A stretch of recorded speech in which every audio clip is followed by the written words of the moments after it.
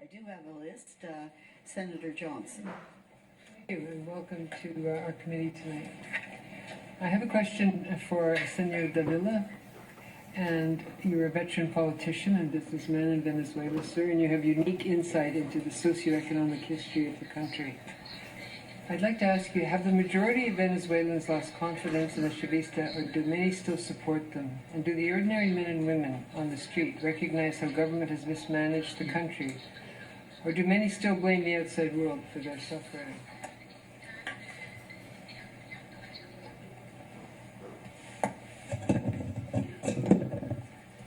El 85%.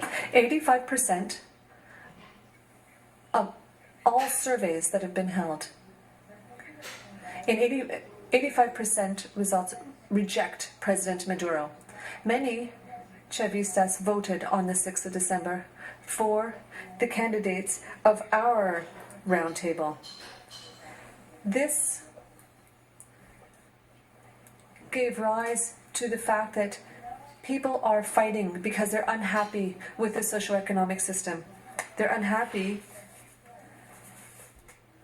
because the current model does not deal with the root causes of what's going on in Venezuela. And as a result, in one simple speech, democracy, human rights, they are for all Venezuelans. And people showed on the 6th of December through their vote that they were unhappy. So 15 days ago, this was shown again when we got almost 2 million signatures by people who want the recall referendum. It was to activate a recall referendum. And this was through an almost spontaneous process, as opposed to some sort of dogmatic organization. It was simply a way, it was an expression of popular support for the discontent right now. The government controls the entire production system, the market, transportation, and distribution of food in our country. There are about 300 companies that are in the hands of the state, and the state controls the entire distribution chain for food. And in areas where there are shortages, it's always in the cases where they are state-owned companies. This state ownership of distribution, transportation, and the marketing of products is much larger and more powerful than the network of the largest private company of Venezuela, or even larger than the larger companies in Latin America. So that's why we say in our speeches that it's almost like an economic war. They're blaming the opposition in all of this, saying that there's a conspiracy. But in fact, it's just an ideological situation.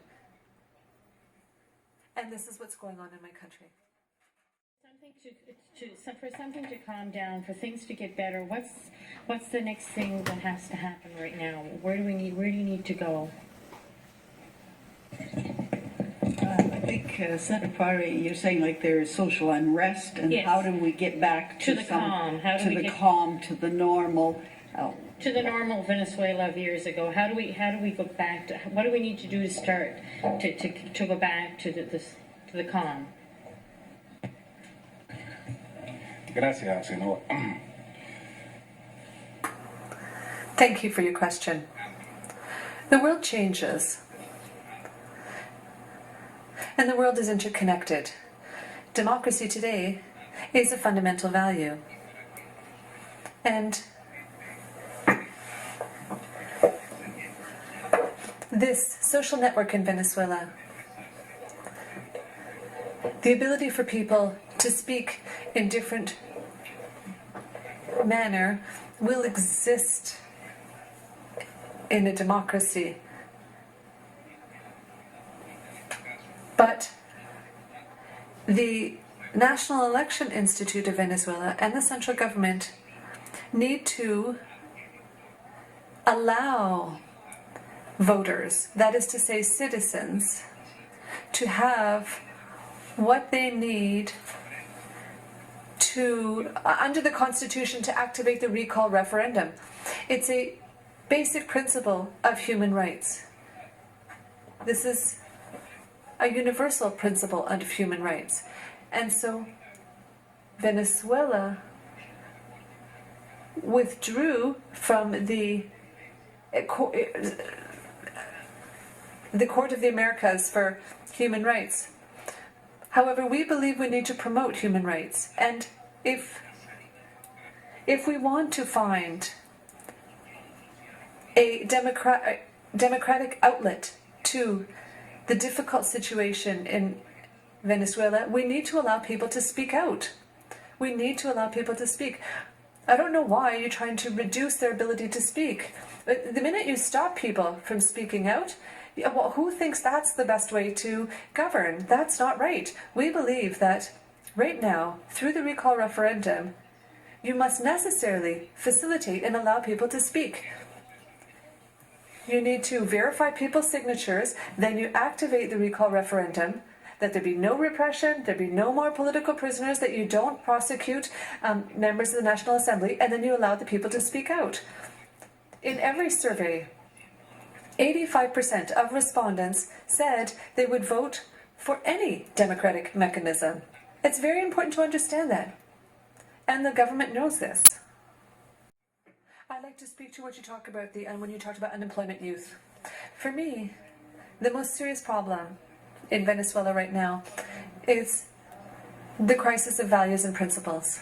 Because the whole economic question in a country that has a tremendous amount of natural resources, that has done what it's done with human rights and values and principles. I mean, how do you develop our values and principles again? It's through education. And you get this from, up until 25 years of age. So we need a long-term plan. Youth today, they're emigrating from our country in numbers that we never saw before. The emigration rate is about 15%. But the youth unemployment, youth, professionals at all levels, youth unemployment is, the government says it's low, but it's high. But our biggest problem is that we're losing professionals. Doctors, lawyers, everybody's leaving the country. But what we want is to find a way for youth to understand that they don't need to leave Venezuela. In fact, Venezuela can be a country of opportunity, and that we need to find a way for them to contribute to the reconstruction of our country.